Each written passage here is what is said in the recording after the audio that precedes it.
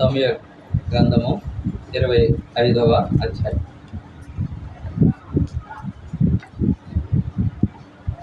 మొదటి సమూయేలు గ్రంథము 25వ అధ్యాయం.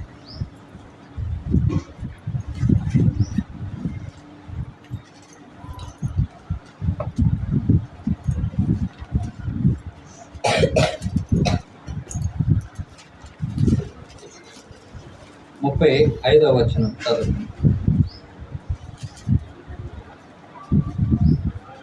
తన యొద్దకు ఆమె తెచ్చిన వాటిని ఆమె చేత తీసుకొని, నీ మాటలు నేను ఆలకించి నీ మనవి అంగీకరించేది, సమాధానముగా నీ ఇంటికి పొమ్మని ఆమెతో చెప్పాడు. ప్రార్థన చేస్తుందా? సర్వకృపానిధియకు మా ప్రియ పరలోకపు తండ్రి, మా ప్రవచనీయుడు, నీ ఘనమైన నామమును బట్టి స్తోత్రములు చెల్లిస్తున్నా. నీ మాటలను మా హృదయంలో నింపునట్లుగా నీ ఆత్మ ద్వారా బలహీనమైన మమ్మల్ని బలపరచండి. నీ కృప అనుగ్రహించమని, అన్నిటా మీరు మహిమ పొందమని మా ప్రాణప్రియుడు, మా రక్షకుడు యేసు ప్రభువారి దివ్యమైన శ్రేష్టమైన నామంలో ప్రార్థన చేసి అప్పగించుకొని వేడుకుంటున్నాము పరమ తండ్రి. ఆమేన్.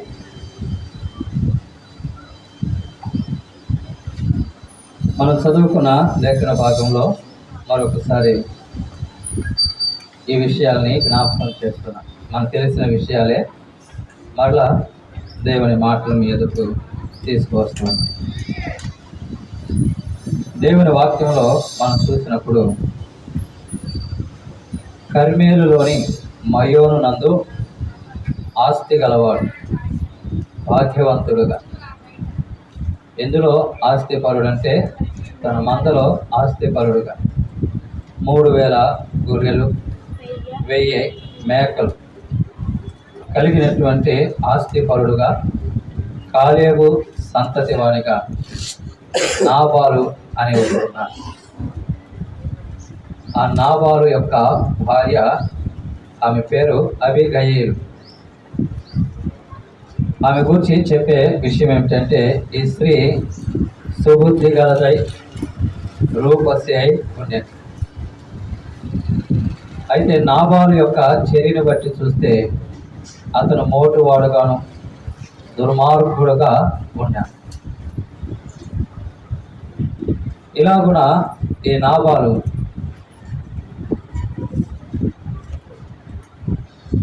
కాలంలో తన యొక్క మంద గొర్రె బొచ్చు కత్తిరించు సమయంలో వారు అక్కడ చేరి పండుగగా వారు గొర్రె బొచ్చు కత్తిరించుతున్నటువంటి విషయాలని అరణ్యంలో ఉన్నటువంటి దావీదు విని నాబాలు యొద్దకు తన పనివారిని పంపించాడు. వారిని పంపిస్తూ ఆ భాగ్యవంతులతో, నీకును నీ ఇంటికిని నీకు కలిగినంతటికి క్షేమమగును గాక అని పలికి ఈ వర్తమానం చెప్పమని చెప్పాడు. ఏమంటే, కర్మేలులో నీ మంద కాపరు ఉన్నప్పుడు మేము వారికి మేలు చేశాం, ఏ హాని చేయక వారికి కావలి కాశాం, వారిని భద్రపరిచాం. ఇవన్నీ చెప్పండి, ఈ విషయాలు మీ పని వారిని కూడా అడగండి అని మాటలు చెప్పి, ఈ శుభదినమున మేము వచ్చితిమే కదా, నీకు ఇష్టం వచ్చినట్లు నీ దాసులకును నీ కుమారుడైన దావీదునకు ఇమ్ము. దావీదు పనివారు వచ్చి అతని పేర చెప్పి ఈ మాటలన్నిటినీ నాబాలుకు తెలియచేశారు. ఇప్పుడు నాబాలు వారి మాటలు విని ఏమంటున్నాడంటే, దావీదెవడు, యెషై కుమారుడు ఎవడు? తమ యజమానులు విడిచి పారిపోయిన దాసులు ఇప్పుడు అనేకులు ఉన్నారు. నేను సంపాదించుకున్న అన్నపానమును, నా గొర్రెబొచ్చుల కత్తిరించు వారి కొరకు నేను వధించిన పశుమాంసమును తీసి నేను బొత్తిగా ఎరుగని వానికి ఇస్తున్నా అని మాట్లాడుతున్నాను. ఇక ఆ మాటలు చెప్పినప్పుడు ఆ పనివారు వారు వచ్చిన దోవన వెళ్ళి దావీదుతో పలికినప్పుడు, దావీదుతో చెప్పినప్పుడు, అంతటా దావీదు వారితో, మీరందరూ మీ కత్తులు ధరించుకొనినగా వారు కత్తులు ధరించుకొని దావీదు కూడాను కత్తి ఒకటి ధరించారు. దావీదు వెనుక దాదాపు 400 మంది బయలుదేరగా 200 మంది సామాను దగ్గర నిలిచారు. పనివాడు ఒకడు నాబాలు భార్య అబీగైలుతో ఇట్లైన, అమ్మా, దావీదు అరణ్యము నుండి మన యజమానుడిని కూర్చున్న ప్రజలు అడుగుటకై దూతను పంపించగా అతడు వారితో కఠినంగా మాట్లాడారు. వారు మాకు మేలు చేశారు, ఏ అపాయమును మాకు కలగకుండా రాత్రి పగళ్ళు మా చుట్టూ ప్రాకారంగా ఉన్నారు. మా యజమానునికి అతని ఇంటి వారందరికీ వారు కీడు నిశ్చయించి ఉన్నారు గనుక ఇప్పుడు నువ్వు చేయవలసిన దాన్ని బహు జాగ్రత్తగా ఆలోచించు. మన యజమానుడు బహు పనికి మాలిన వాడు, ఎవని తనతో మాట్లాడనీయుడు అని. దాసుడు తన యజమాను గురించి చెబుతున్నాడు. మన యజమానుడు బహు పనికి మాలిన వాడు, ఎవరు మాట్లాడినవాడు.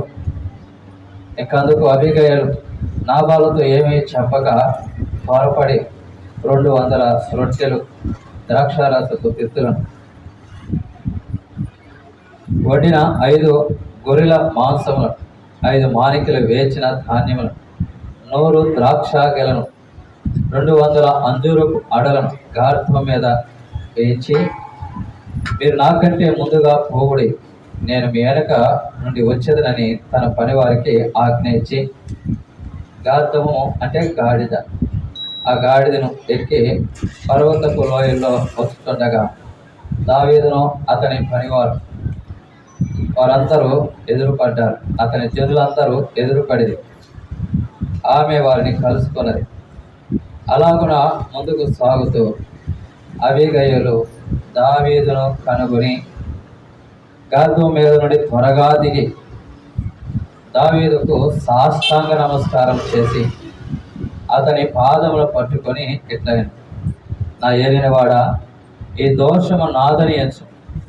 నీ దాసురాలైన నన్ను మాట్లాడనేమో, నీ దాసురాలనైన నేను చెప్పు మాటలను ఆలకింపుము. నా ఏలినవాడా, దుష్టుడైన ఈ నాబాలును లక్ష్య పెట్టవద్దు. అతని పేరు అతని గుణములను సూచించుచున్నది. అతని పేరు నాబాలు, మోటితనము అతని గుణము అని దావీదుతో తన భర్త విషయమై తన యొక్క సమస్తము చెబుతూ, అయితే నేను నా ఏలిన వాడకు నీ వద్దకు తెచ్చిన ఈ కానుకను, నా ఏలిన వాడకు నిన్ను వెంబడించు పనివారికి ఇప్పించి నీ దాసురాలైన నా తప్పు క్షమించుము అని దావీదుని గురించి తను మాట్లాడుతూ, ఆ సమయాన అందుకు దావీదు, నాకు ఎదురు పడుటకై నిన్ను పంపిన ఇశ్రాయేలు దేవుడిని యెహోవాకు స్తోత్రము కలుగునుగాక. నేను పగ తీర్చుకుండను, ఈ దినమున ప్రాణము తీయకుండాను నన్ను ఆపినందుకై నీవు ఆశీర్వాదమునందుగాక. నీవు చూపిన బుద్ధి విషయమై నీకు ఆశీర్వాదము కలుగునుగాక. నీవు త్వరపడి నన్ను ఎదుర్కొనకపోయినలా నీకు హాని చేయకుండా నన్ను ఆటంకపరిచిన ఇశ్రాయేలు దేవుడిని యెహోవా జీవముతో తెల్లవారులోగా నాబాలునకు మగవాడొకడును విడవబడరన్న మాట నిత్యము అని చెప్పి తన యొద్దకు ఆమె తెచ్చిన వాటిని ఆమె చేత తీసుకొని, నీ మాటలు నేను ఆలకించి నీ మనవి అంగీకరించితిని, సమాధానముగా నీ ఇంటికి పొమ్మని ఆమెతో చెప్పాను. అబీగయలు తిరిగి నాబాలును దగ్గరాగా రాజులు విందు చేసినట్లు ఇంట్లో విందు చేసి త్రాగుతూ బహు సంతోషించు మత్తులుగా ఉండే. దేవుని వాక్యంలో నాబాలు జీవితం, అలాగనే అబీగయలు యొక్క జీవితం మధ్యన దావీదు యొక్క విశేషతను లేఖనాల్లో చూస్తూ దేవుని వాక్యంలో భర్త అయిన నాబాలును రక్షించుట కొరకై అబీగయలు దావీదు ఎదుర్కొని తను చేసిన పని ఎంత విశేషమైనదో ఆ అంశాన్ని ఈ దినాన మనం జ్ఞాపకం చేసుకుంటాం. అబీగయలు ప్రవర్తించిన తీరు, అబీగయలు నడుచుకున్న తీరు, అబీగయలు యొక్క జీవితంలో మనము నేర్చుకునే అంశాలు, రానున్న ప్రమాదమును తప్పించబడి రక్షించుకోగలిగినటువంటి కుటుంబాలుగా అబీగయలు జీవితంలో ఏ లక్షణాలు ఉన్నాయో వాటిని ఈ సమయాన కొద్దిగా దేవుని వాక్యాన్ని ధ్యానించాం. దేవుని వాక్యంలో అబీగయల ద్వారా మనం నేర్చుకునేటువంటి విషయాలు. మొదటిగా ఈ మాటని లేఖనములో చూద్దాం. మొదటి సమూయేలు గ్రంథము 25వ అధ్యాయం 3వ వచనం.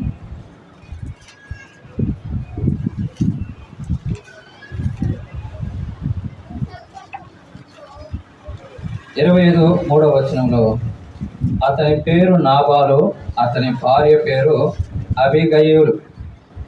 ఈ స్త్రీ సుబుద్ధి గలదై రూపసి అయి ఉండెను. అబీగయలు అంటే దేవుని వాక్యంలో మనం చూసినట్లయితే ఆనందముకు కారణము. ఈమె జీవితంలో ఈమె ఈ వేటిని కలిగి ఉన్నది అనే విషయాలు, 2 విషయాలు చూసాం. ఒకటి సుబుద్ధి కలిగినది, రెండవది రూపసి అయి ఉన్నది. ఈ 2 విషయాలు మనం చూస్తే ఒకటి బాహ్యమైనది, రెండవది అంతరంగమైన విషయం. రూపసి అంటే బయటకు కనబడేది, సుబుద్ధి అంటే అది కంటికి కనబడనది. ఒకటి కనబడే లక్షణం ఉంది, ఇంకొకటి కనబడని లక్షణం. ఆ విషయాలను మనం చూస్తే ఈమె జీవితంలో కనబడని దానిని ముందుగా రాయించబడ్డాడు, పరిశుద్ధాత్ముడు రాయించాడు. ఆ సుబుద్ధి, అబీగయలు యొక్క సుబుద్ధి. ఈ విషయంలో దేవుని వాక్యంలో కొన్ని సందర్భాల్లో సుబుద్ధి వాటి లక్షణాలు, మన జీవితంలో కూడా అట్టి సుబుద్ధి ఉంటే ఆ లక్షణాలు మనము కలిగి ఉంటాం. ఆ లక్షణాలు ఏమిటంటే, మరి విశేషంగా ఈ మాట మరొక మాటను జ్ఞాపకం చేస్తాం. ఇది చాలా విశేషంగా కనబడుతుంది. ఏమంటే దేవుని వాక్యంలో సామెతలు 19వ అధ్యాయం 14వ వచనం.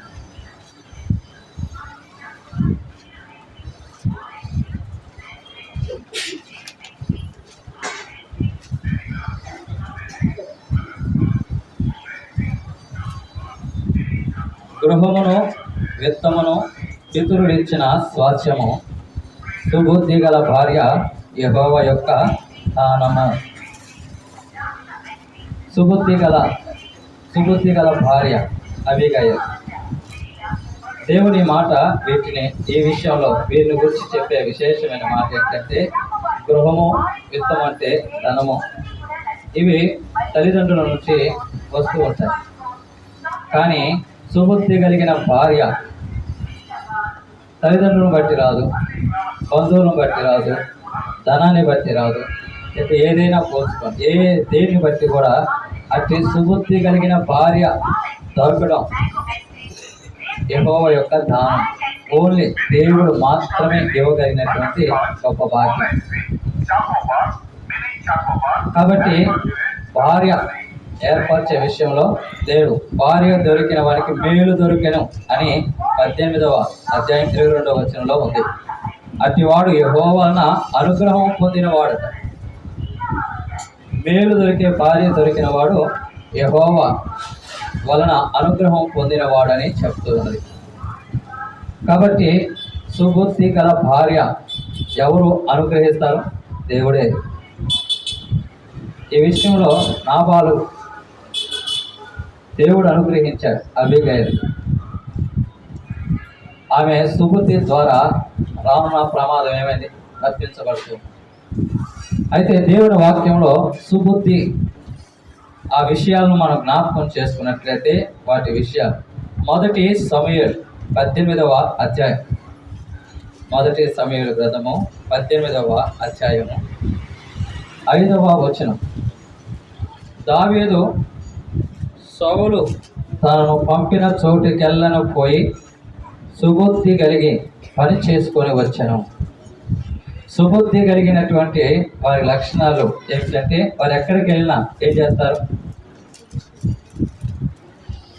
వారు ఎక్కడికి వెళ్ళినా ఆ పని ముగించుకొని వస్తారు. పని చేసి ముగించుకొని వచ్చేటువంటి వారు సుబుద్ధి కలిగిన వారు ఏం చేస్తారు? పని చేసి ముగించుకొని వస్తారు. అలాంటి సుబుద్ధి లక్షణం మన జీవితంలో మనము ఆలోచించుకోవాలి. మనకిచ్చిన పని ఏం చేయాలి?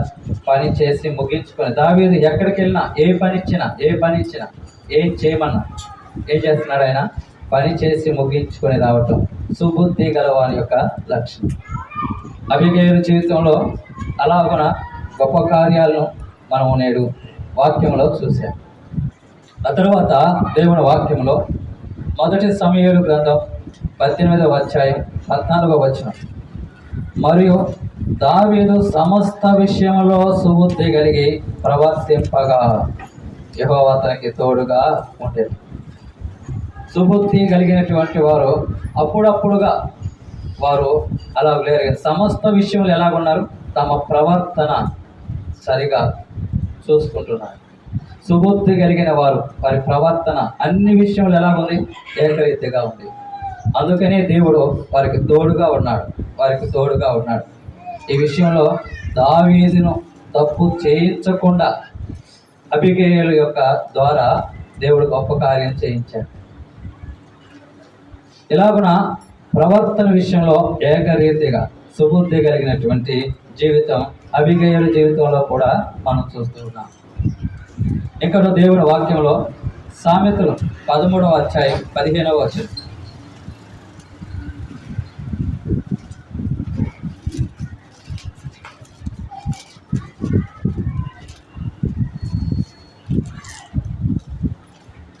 పదమూడవ అధ్యాయము 15వ వచనంలో సుబుద్ధి దయను సంపాదించును.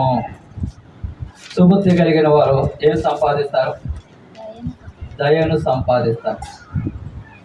మన ప్రభువులో చూస్తూ ఉన్నాం, సమూయేలులో చూస్తూ ఉన్నాం. వారు ఏం సంపాదించారు? మనుషుల దయ, దేవుని దయలో వారు వర్ధిల్లారు, వారు ఎదిగారు. సుబుద్ధి కలిగిన వారు ఏం సంపాదిస్తారు? దయను సంపాదిస్తారు. ఇంకా దేవుని మాటలో సామెతలు 19వ అధ్యాయం 11వ వచనం.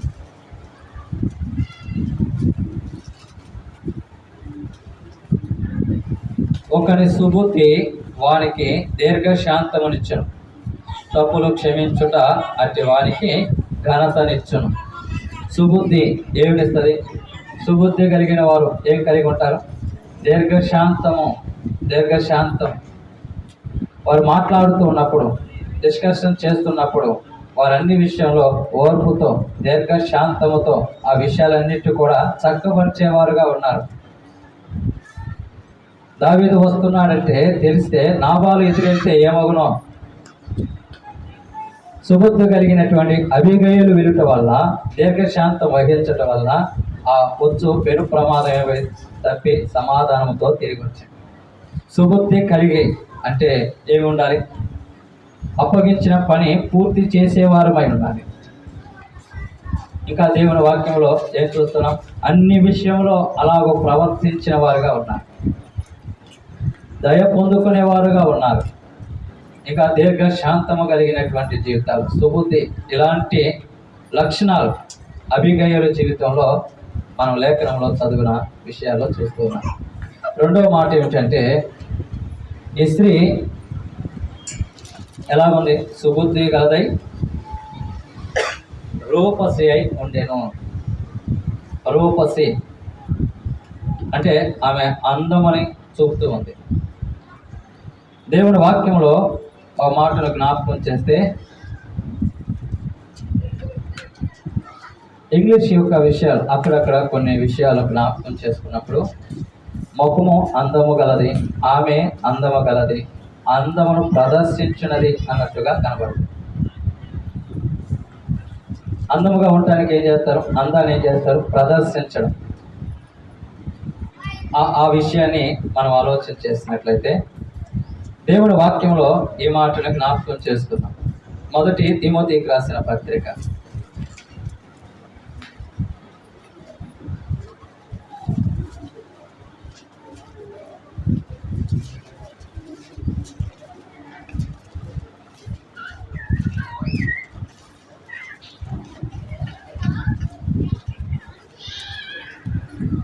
2వ అధ్యాయం 10వ వచనం. దైవభక్తి గలవారమని చెప్పుకొని స్త్రీలకు తగినట్టుగా సత్క్రియల చేత తమను తాము అలంకరించుకొనవలెను. దేవుడిచ్చిన అందం, దేవుడిచ్చిన రూపసిగా ఆమె పిలువబడుతుంది. ఇంకొక చోట రూపసిగా కనబడటం, అలంకరణ జీవితం.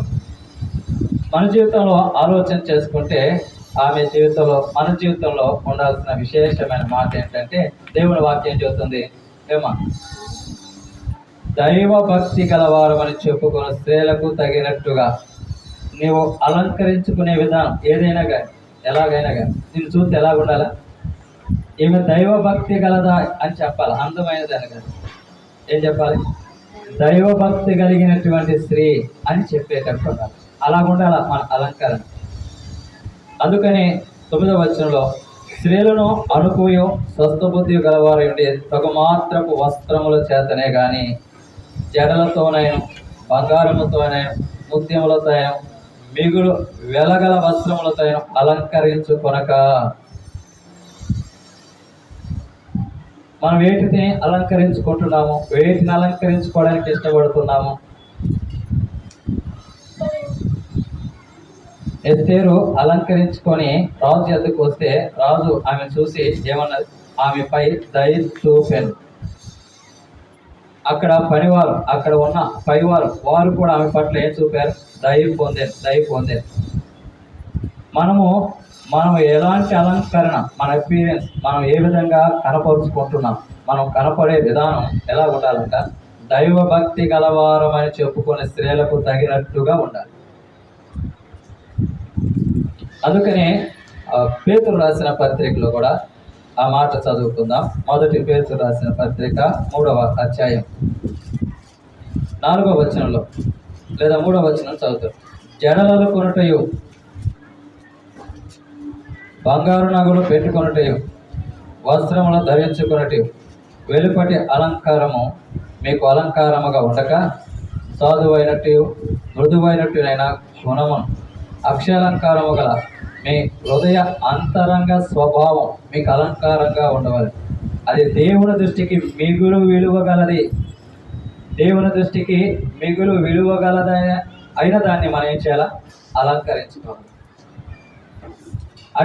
వాటిని మనం అలంకరించుకున్నప్పుడు ప్రభుకి ఇష్టలుగా దేవుని వాక్యంలో రూపవతులుగా, చక్కని వారుగా పిలువబడిన భక్తి పరులంతా కూడా దేవునికి ఇష్టలుగా వారి జీవితాలను చూస్తున్నాం, వారి అంతరంగాలను చూస్తూ ఉన్నాం. కాబట్టి అబిగయీలు జీవితంలో సుబుద్ధి గలది, రూపసి అయి అలాంటి లక్షణాలు మన జీవితంలో ఉండాలి. సుబుద్ధి కలిగిన వారముగా ఉండాలి. దైవభక్తి చేత తగినట్టుగా, ఆ స్త్రీలకు తగినట్టుగా మన జీవిత విధానం, మన భాగ్యమైనటువంటి సౌందర్యం ప్రభు ఎదుట దేవుని దృష్టికి మంచి వారముగా మన జీవితాలు అలవర్చుకోవాలి. దేవుని వాక్యంలో మరో సంగతిని, అబిగయీలు జీవితంలో ఉన్నటువంటి మనం నేర్చుకోదగినటువంటి మరొక అంశాన్ని మనం జ్ఞాపకం చేసుకున్నట్లయితే మొదటి సమూయేలు గ్రంథము 25వ అధ్యాయం 18వ వచనం.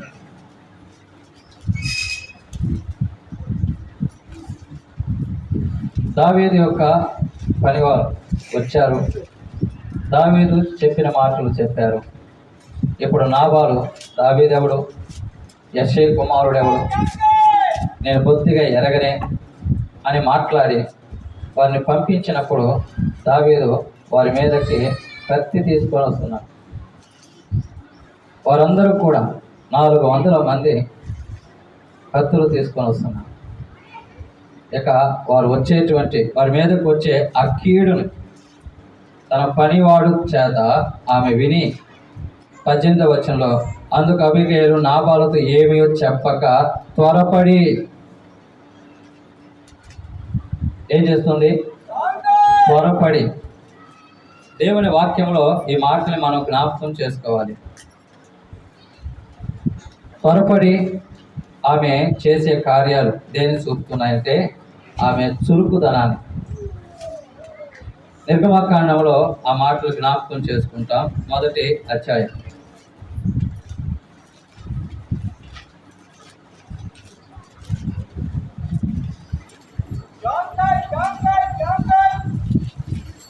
మొదటి అధ్యాయము 19వ వచనంలో, అందుకు ఆ మంత్రస్థానులు, హెబ్రీ స్త్రీలు ఐగుప్త స్త్రీల వంటి వారు కారు, వారు చురుకైన వారు. ఈ స్త్రీలు ఎలాంటి వారు? చురుకైన వారు. చురుకైన వారు అంటే ఎలాంటి వారు కారని, సోమరులు కాదని. అబిగయీలు ఇంత ప్రమాదాన్ని మీదకు వస్తుంటే ఆమె ఎంత చురుకుగా ఆ ప్రమాదాన్ని తప్పించడానికి ఎంత చురుకైన ఆలోచన చేసిందో. అలాగున మన జీవితంలో చురుకుదనం, సోమరితనం లేకుండా, సోమరితనం గాఢ నిద్ర కలుగు చేస్తాయి. సోమరితనం పని చేయనొలని వాడిగా మారుస్తాయి. సోమరి వాడు వేటకి వెళ్తాడు కానీ పట్టుకున్నాడు. సోమరి వాని ఆశ భంగమైపోతుంది. మన జీవితంలో సోమరితనం కాదు, చురుకుతనం. అబిగయీలు ఎలాగుంది? చురుకైన నిర్ణయం తీసుకుంది. రాబోతున్న కీడును తప్పించడానికి ఆమె ప్రయాస. మన జీవితాల్లో, మన కుటుంబాల్లో ఎన్ని విపత్తులు, ఎన్ని ఇబ్బందులు, ఎన్ని ఇరుకులు, ఎన్ని సమస్యలు. చురుకైన నిర్ణయాలు దేవుని యొద్ద కనిపెట్టి నిర్ణయం తీసుకోవాలి. చురుకైన వారంగా ఉండాలి. ఉంటేనే మన కుటుంబాలు క్షేమంగా ఉంటాయి, మన కుటుంబాలు కట్టబడతాయి. అబిగయీలు జీవితంలో ఆమెకున్న చురుకుదనం మన జీవితాల్లో అట్టి చురుకైన వారంగా మనం ఉండాలి. ఆ తర్వాత దేవుని వాక్యంలో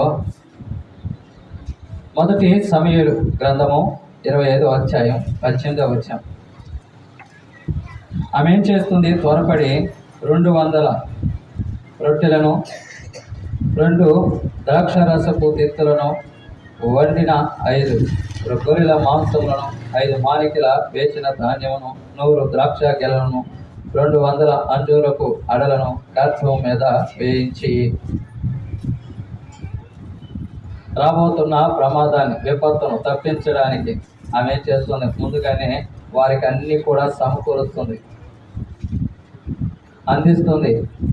దావీదు పనివారికి వారితో చెప్తున్నటువంటి మాటలు కూడా లేఖనములో మనం చూస్తాం. వాటిని గురించి ఏం చెబుతుందంటే, ఈ కానుకను నా ఏలిన వాడకు నిన్ను వెంబడించిన పని వారికి ఇప్పించి నీ దాసురాలు నన్ను తప్పు క్షమించమని అడుగుతాను. వీటన్నిటినీ కలిపి ఒక మాటతో ఏం చెబుతుంది? కానుక. కానుక అంటే ఎంతట? ఈమె లెక్కలో కానుక అంటే ఏమేమి ఉన్నాయి?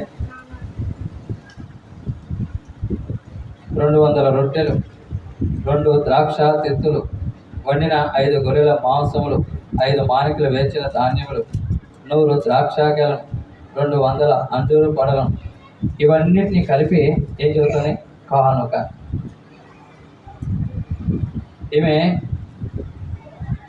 ఇంకా చెప్పాలంటే దావీదును ఎదుర్కొని తన పని వారికి ఆహారాన్ని సిద్ధపరిచిన విధానాన్ని చూస్తుంది. ఇలా దేవునికి ఇచ్చే విషయంలో మనం ఎలా ఉన్నామో, పరిశుద్ధులకు ఆతిథ్యము చేసే విషయంలో మనం ఎలా ఉన్నామో, ఈ విషయాన్ని కూడా మనం జ్ఞాపకం చేసుకోవాలి. ఈమె జీవితంలో ఇది ఎలా కనబడుతుందంటే, ఆమె ఆతిథ్య విషయంలో ఉన్నతంగా ఉంది, ఇచ్చే విషయంలో కూడా ఉన్నతంగా కనబడుతుంది. ఆతిథ్యం అంటే ఒక మాట జ్ఞాపకం చేసుకుందా? ఎబ్రీలకు రాసినటువంటి పత్రికలో 13వ అధ్యాయం 1వ వచనంలో, ఆతిథ్యము చేయ మరువకుడి, దానివలన కొందరు ఎరుగకే దేవదూతలకు ఆతిథ్యము చేసిరి. పరిశుద్ధులను చేర్చుకొని పరిచర్య చేయటం, ఆతిథ్యం చేయటం, అది ఎంత ఘనమైనదో. ఆతిథ్యము చేసి ఆశీర్వదించబడినటువంటి జీవితాలు పరిశుద్ధ గ్రంథంలో అనేకాలు ఉన్నాయి. దేవుని బిడలను చేర్చుకొని వారికి ఇచ్చే ఆతిథ్యం అది చాలా ఆశీర్వాదకరమైనది. ఆమె జీవితంలో ఎంత ఆలోచన, మన జీవితంలో అలాంటి యోచన కలిగినదిగా మనం ఉండాలి. దేవుని వాక్యంలో మరొక మాటను జ్ఞాపకం చేస్తుందా? ఈ విషయంలో మొదటి సమూయేలు గ్రంథము 25వ అధ్యాయం 24వ వచనం.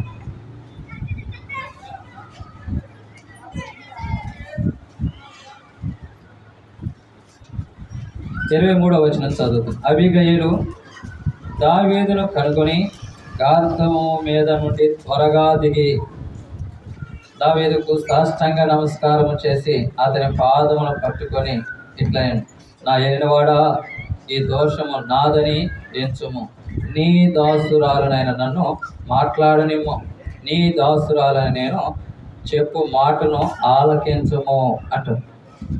అబీగయీలు ఈ విషయంలో ఎంత విశేషం ఏమంటే, దావీదు అప్పుడు రాజుగా లేడు, దావీదు రాజా కాదు.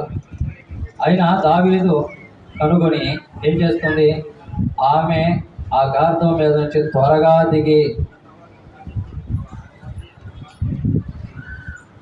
ఈ ఉన్నత స్థితి నుంచి దిగి రావటం అంటే ఎంతో కష్టం, అవును కదా.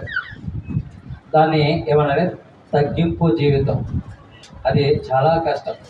ఈమె జీవితంలో త్వరగా ఆమె గార్ధములు దిగి ఏం చేస్తుందంటే, దావీదుకు సాష్టాంగ నమస్కారం చేసి ఆయన పాదాలు పట్టుకుని, ఆమె పాదాలు పట్టుకునేంతగా తగ్గింపు, ఆయన పాదాలు పట్టుకునేంత తగ్గింపుతో ఆ మాట్లాడుతూ ఉంది.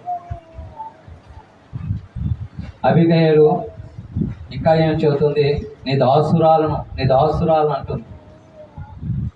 వాస్తవానికి మరి అబీగయీలు జీవితంలో మనం చూస్తే తన భర్తకు ఉన్నటువంటి స్థానం ఆమెకు కూడా ఉంటుంది కదా. ఇలా చెప్పవచ్చు, అబీగయీలు భర్త నాబాలు ఎలాంటి వాడు, ధనవంతుడు, ఆస్తి గలవాడు, భాగ్యవంతుడు, అవును కదా. ఇప్పుడు భాగ్యవంతుడు భార్య ఏమవుతుంది, భాగ్యవంతురాలు కదా.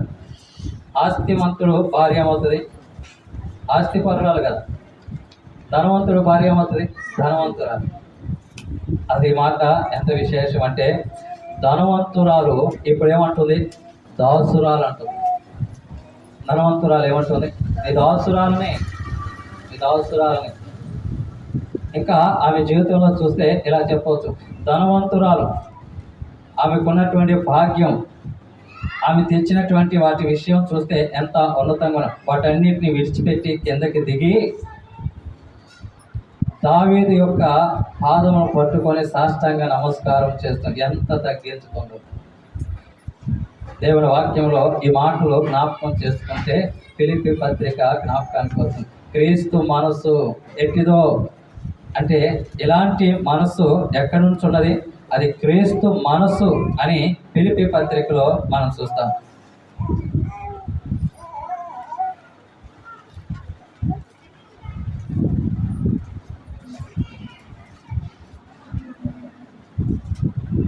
ఫిలిప్పీలకు రాసిన పత్రిక 2వ అధ్యాయము 5వ వచనం. క్రీస్తు యేసునకు కలిగిన మనస్సును మీరును కలిగి ఉండుడి.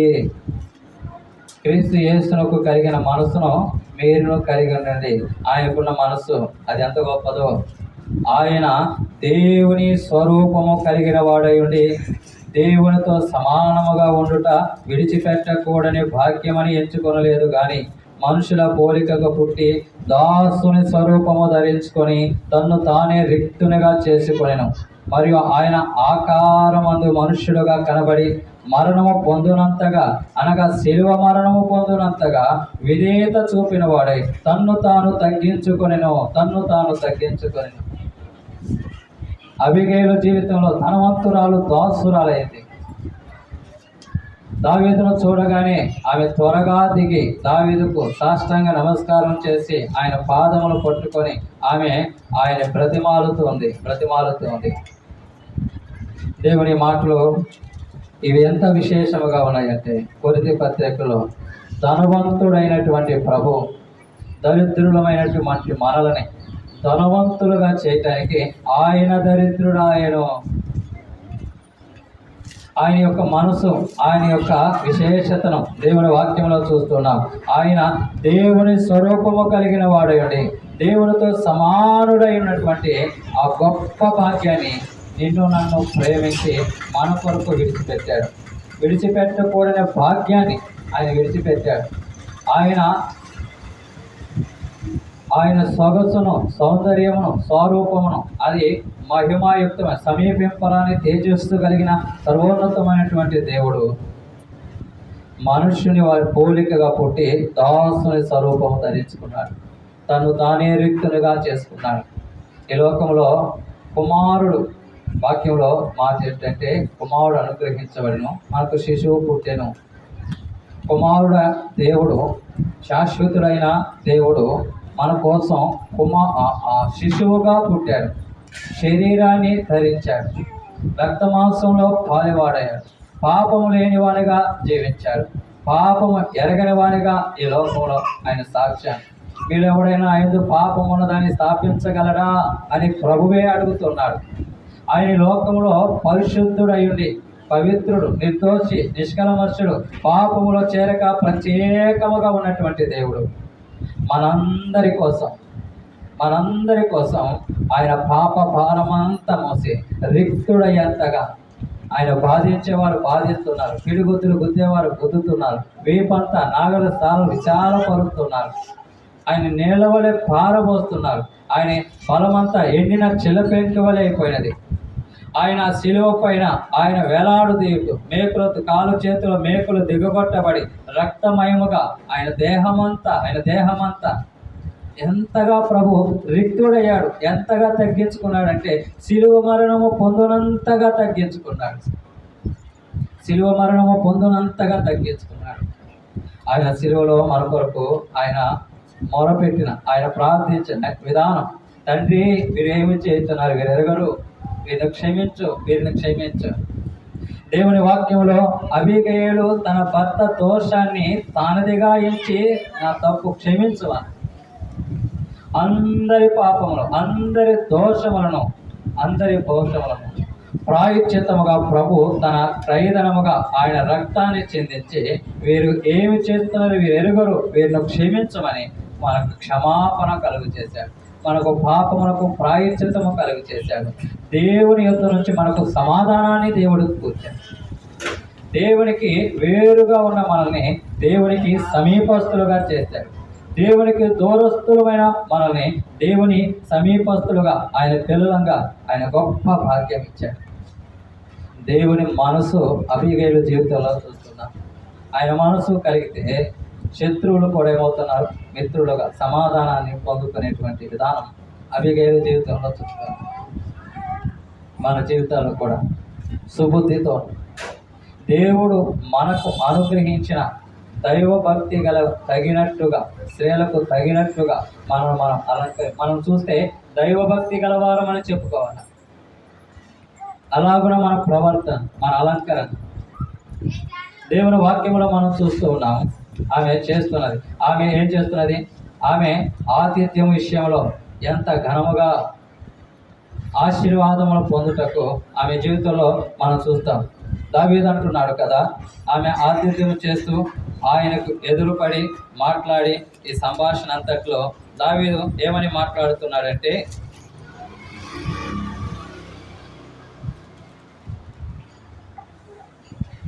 నేను పగ తీర్చుకొనకుండాను ఈ దినము ప్రాణము తీయకుండాను నన్ను ఆపినందుకై నీవు ఆశీర్వాదమునందువు గాక.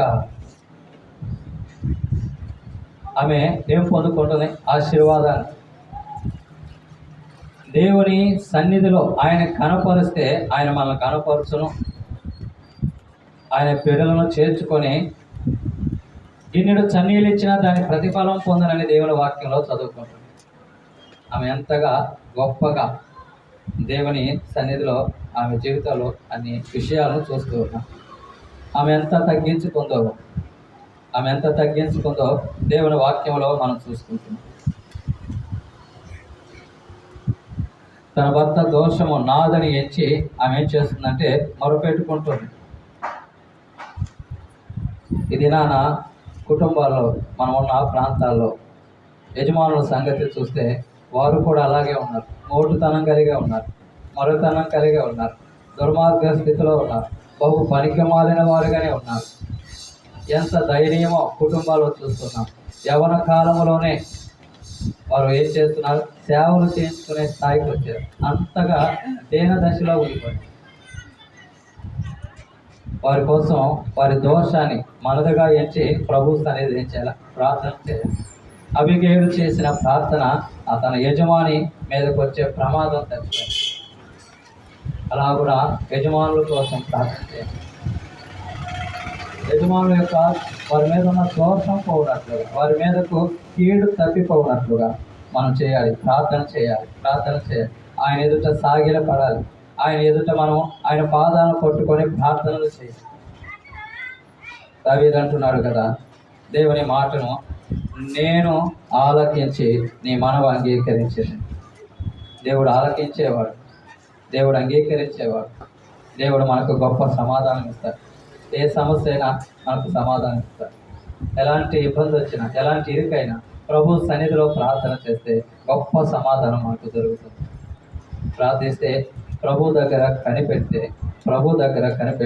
గొప్ప సమాధానం మనకు దొరుకుతుంది.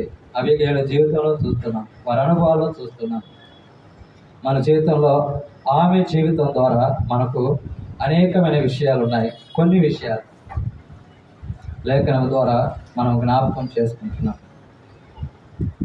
భర్త విషయాల్లో భర్తను క్షమించి తన దోషముగా ఎంచి ఆమె ప్రతిమారుకున్న తీరును దేవుని వాక్యంలో చూస్తున్నాం. ఇలాగున ప్రభు పిల్లలంగా మన కుటుంబాల్లో అబిగయీలు ఆమె జీవితంలో మనం నేర్చుకునేటువంటి మరి ఆ విషయాన్ని మరొకసారి మీకు జ్ఞాపకం చేస్తున్నాను. ఏమంటే, ఒకటి, ఆమె సుబుద్ధి కలిగినది. మనం కూడా అలాంటి సుబుద్ధి కలిగిన వారమై, అంటే మనం చేసే పని సంపూర్ణంగా చేయాలి.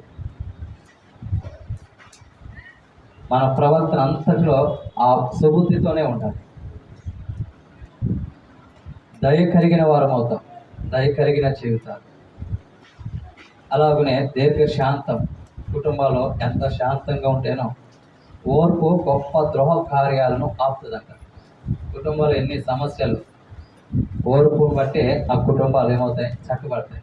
సమస్యలన్నీ కూడా అవన్నీ కూడా సమాధానం. అలాంటి సుబుద్ధి అబిగయీలుకున్న సుబుద్ధి ఉండాలి. అబిగయీలుకున్నటువంటి రూపసి అలంకారం, దైవభక్తి గలవారమని చెప్పుకునేటట్టుగా మన అలంకరణ ఉండాలి. మూడవదిగా చురుకైన వారంగా ఉండాలి. దేవుని పిల్లలంగా చురుకుదనం, సోమరి ఆ విధానం మన జీవితంలో ఉండదు. సోమరితనం ఉండకూడదు. నేను అంతా ఖాళీ అయిపోయినాక అప్పుడు చేస్తా పని అంటే చేయలేను. పని చేసుకుంటూ పరిచర్య చేయాలి. చురుకుగా ఉన్నంతకాలం ప్రభు మనల్ని వాడుకుంటాడు. ఆయన పనిలో మనల్ని సిద్ధపరుస్తాడు, మన కుటుంబాలని ఆశీర్వదిస్తాడు. 4, దేవుని బిడ్డలను ఆతిథ్యం ఇచ్చే విషయంలో, దేవునికి కానుక ఇచ్చే విషయంలో అది ఎంత విశేషమో అవన్నిటినీ కలిపి ఏముంది, కానుక. సింపుల్గా అది ఎంత విశేషం ఉంది. మన జీవితంలో ఇచ్చి పొందుకునేటువంటి గొప్ప ఆధిక్యత మాట్లాడాలి. ఆ తర్వాత ఆమె ఎంత తగ్గించుకుందో, ఎంత తగ్గింపు జీవితమో. దేవుని ఎదుట మనం తగ్గించుకోవాలి, అన్ని విషయంలో తగ్గించుకోవాలి. ధనవంతురాలు, దాసురాలు అంటుంది. అలా ఆమె విషయంలో మనం చూస్తే ప్రభువే జ్ఞాపకానికి వస్తాడు. ప్రభు ఎంత తగ్గించుకున్నాడు. ఆయన మనస్సు మనం కలిగి ప్రతి విషయంలో తగ్గించుకుంటే ఆయనే హెచ్చిస్తాడు. అలాగున భర్త దోషము నాదని వచ్చి నన్ను క్షమించమని మాట్లాడటం ఆయన పిల్లలంగా మన జీవితంలో అది చాలా విశేషం.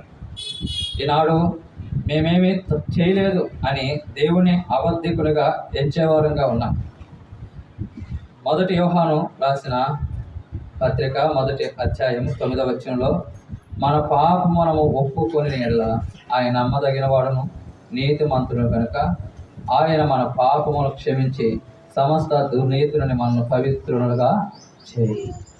కాబట్టి కుటుంబాన్ని బట్టి, బిడ్డలను బట్టి, యజమానులను బట్టి వారి దోషం మనదిగా ఎంచి ప్రార్థన చేస్తే ప్రభు క్షమిస్తారు, కుటుంబాన్ని రక్షిస్తారు, బిడ్డల విషయాలు గొప్ప కార్యాలు చేస్తారు. ఇలాగున కుటుంబాలను కట్టుకుని, అందుకనే దేవుని విశేషత. దేవుడు చెప్పే మాట ఏంటంటే, భార్య దొరికిన వారికి ఏం దొరుకుతుంది? మేలు దొరుకుతుంది. అట్టి వారు యెహోవా వలన అనుగ్రహం పొందిన వారని రాయబడింది. అందుకనే దేవుడు భార్య మేలు, నా వాళ్ళకు మేలు, నీ ద్వారా నీ భర్తకి ఏముండాలి? మేలు ఉండాలి. కాబట్టి అలాగున మన జీవితాల్లో మన కుటుంబాలు మేలు చేస్తూ మన కుటుంబాలు ప్రభువుకి ఎదుట అప్పగించి ప్రభు పిల్లలంగా మన సాక్ష్యాన్ని కాపాడుకోవాలని ప్రేమతో తెలియజేస్తున్నా. దేవుడి మాటను దీవించిన గాక. ఆమె ప్రార్థన చేస్తున్నాం. సర్వకృపానిధియకు మా ప్రియ పరలోకపు తండ్రి, పరిశుద్ధమైన దేవ, మా పూజనీయుడా, నీ వాక్యము మా హృదయాల్లో నింపి మమ్మను ఆ ప్రకారంగా జీవింపచేయటకు మీరు సెలవిచ్చిన విధానాన్ని బట్టి వందనాలు.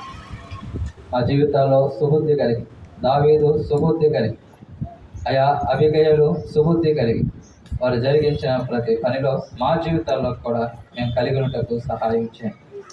మేమున్న ఈ స్థితి, ఆ స్థితిలో ఉండి నేను మహిమపరచుడు, దైవ నాయన పిల్లలముగా, దేవుని పిల్లలంగా అలాగున మా జీవితాలు మమ్మల్ని మేము అలంకరించుకునే విధానం మాకు నీ జ్ఞానం చొప్పున సహాయం చేయండి. చురుకైన వారంగా మార్చండి. చురుకుగా మమ్మల్ని మేము ఒకరి చేత ఎంచబడే వారంగా కాక చురుకైన జీవితాలుగా మార్చమని ప్రార్థన చేస్తాం.